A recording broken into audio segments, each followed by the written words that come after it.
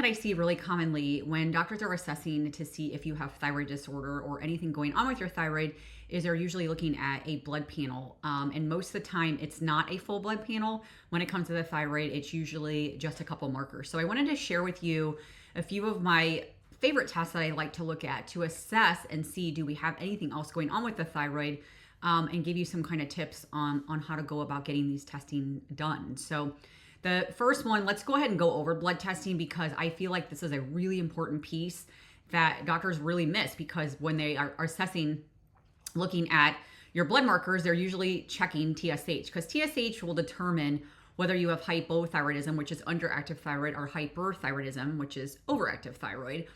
They're going to diagnose you based on that. And unfortunately, that's kind of missing the boat. You're only getting a small part of the picture. So you also need to have free T3 checked, free T4 checked, because these are both thyroid hormones. One is T4 is inactive thyroid hormone, and T3 is active thyroid hormone, but get the free form because you want to see what you have available for usage.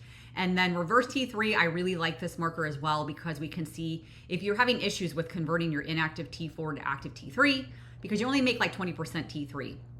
And then, of course, thyroid antibodies. This is a very, very important one to get assessed, because 90% of people that have thyroid disorders, they actually have an autoimmune component. So make sure that they are looking at both thyroid antibodies. So take a look at thyroid peroxidase, which is usually abbreviated TPO, and then thyroid globulin, which sometimes is abbreviated TG or TGAB. So make sure they're assessing for those. Those are super essential to see.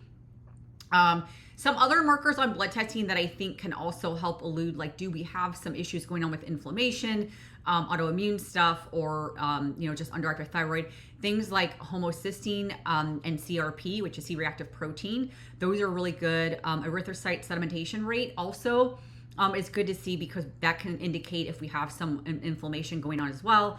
Even taking a look at sex hormone binding globulin, because if that's high on you, exactly how it sounds, it binds. It will bind to all your available hormones, including your thyroid hormones.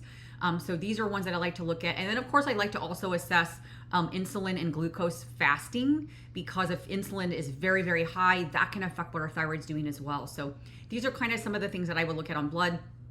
Another test that I think is absolutely essential to look at some more root cause investigation when it comes to thyroid stuff is HTMA, which is hair tissue mineral analysis. And it's exactly how it sounds. It's done on the hair. The reason why I like this test is it's the easiest way to assess if you have something called thyroid hormone resistance. So you could have a completely normal thyroid panel, but you have all the symptoms of underactive thyroid. One of the reasons for this is because your thyroid hormones don't have the ability to go inside your cells.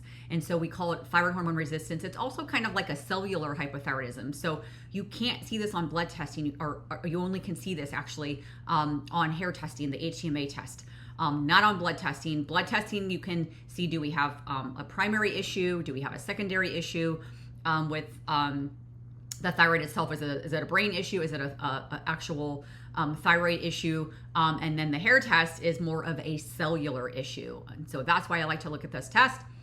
Another test that I like to look at is called Dutch, which is a dried urine test. And it looks at all your sex hormones and your cortisol, but it shows the pathways for these. And you can't see that on blood testing. So the pathways sometimes can be a game changer for people, because, for example, if you have estrogen dominance because your pathway is really lousy and you're recirculating used estrogen and it's not a good form of estrogen, you will definitely have issues with your thyroid down the road. So you really need to see that. And like I said, you can't see that on blood. You can just see what your total estrogen looks like.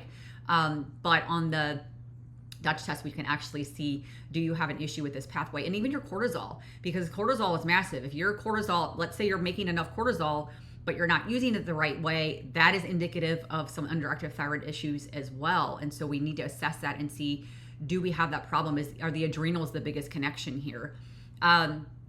And that's done on urine, by the way. And the reason I do it on urine is it's much more accurate. We can see metabolites, and you do it over the course of 24 hours. So you really need to see 24-hour read of hormones like that. Another test that I like to look at is stool testing.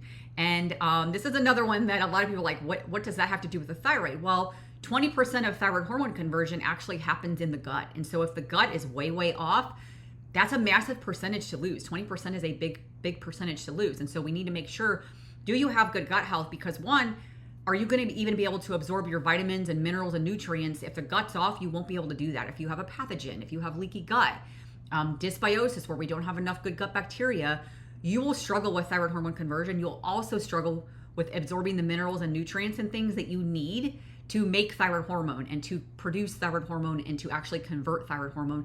And then, of course, to get thyroid hormones to go inside the cells. And so that's why I like to look at the gut test, and I do this on stool testing. Lastly, one other test that I think can be very, very important if you feel like you're having a lot of inflammation, maybe that you already know you have an autoimmune component to your thyroid issue, but you're kind of not getting really getting any answers. Have them do an ultrasound of your thyroid. See, is your thyroid actually enlarged? Do you have nodules? Do you have any cyst or anything around your thyroid? Is it very, very inflamed and enlarged and swollen?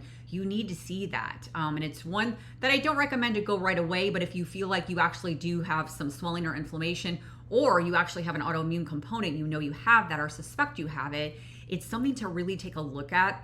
It's just to rule out and see like how badly inflamed is this, or maybe you do have some nodules on your thyroid. So it's a really, really good one to, again, just to kind of rule out the bigger picture. So those are kind of the 5 big areas that I like to look at. Now, of course, there's other testing that can be done depending on what I see when I work with clients. Sometimes I get some results back and I'm really like, man, I really am questioning some things here that we might need to do more testing on, like looking at organic acids and do we have mycotoxins and mold buildup, things like that. So that's, even SIBO. This is another big thing that I see commonly with thyroid people. So, and that has to be done on a breath test. So that's why, again, I like to do root cause investigation and do a deeper dive. But these 5 are a really good place to start. It's very, very important to always start with getting a full thyroid panel. And then, of course, let me know if you have questions with this. All of this testing, you do have access to. We do blood testing. We do the Dutch test, stool testing, and the HTMA inside of our Sexy Thyroid Solution program. So you do have access to all those tests. The only one would not be the ultrasound, which of course that you would have to get assessed with your doctor. But the other testing, I do pretty much all the other testing. And so if you have questions with that, let me know.